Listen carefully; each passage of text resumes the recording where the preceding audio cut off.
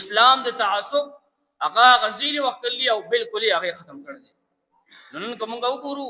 زمونږ مسلمانان هغه واپس اخا قوم طرف ته قبيله طرف ته روان دي او خاص کل کې پورا پاکستان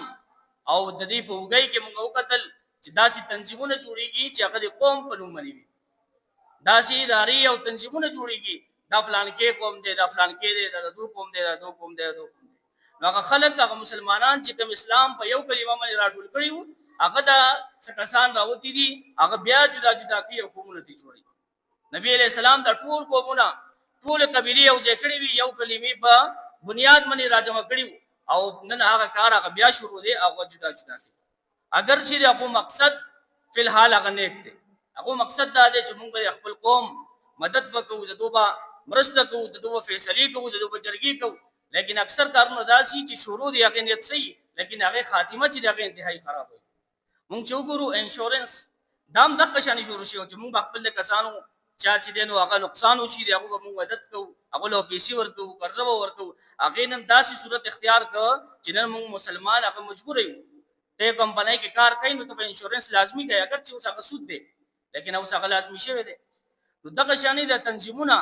دوه مدد په نوم باندې راوتی دي لیکن دا چې اوس جوړ شل ټول قومونه جدا شل نو سار چې جنگي دغه قومونه د تنظیمونه د یو بل سره په جنگ کېږي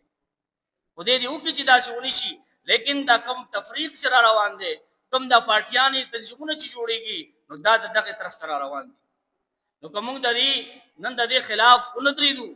او د دې خلاف مون خبره ونکړه نو دا تنظیمونه دا به دومره زیات شي چې دا بیا زموږه مجبوري جوړ شي. د دې کامیابول رقم په موږ باندې دي او د دې ناکامول رقم په موږ باندې دي. نو کدا کامیاب شو نو سار ما او تا ما موږ هم ځان له یو قوم سره خپل قوم هغه تنظیم به جوړو ولی به جوړو زما چا سره مسله را خپل غاڼه ماته پوره قوم ولاړ دی او زه دې غاڼه یوازې نو زه به یوازې سکم نو دا به بیا زما او ستا مجبوري جوړ شي چې ځان له خپل قوم باندې دا تنظیم جوړ په الحال لا شروع دي او هر یو قوم ولا غزان جدا کیږي او دغه شانې تنظیمونه جوړي او په مخه خنیت سره روان دي لیکن دا به بیا زما ستا مجبوري جوړ شي او دا د اسلام مزاج نه دی. اسلام خو موږ د دغه د جهالت نه راوخلیو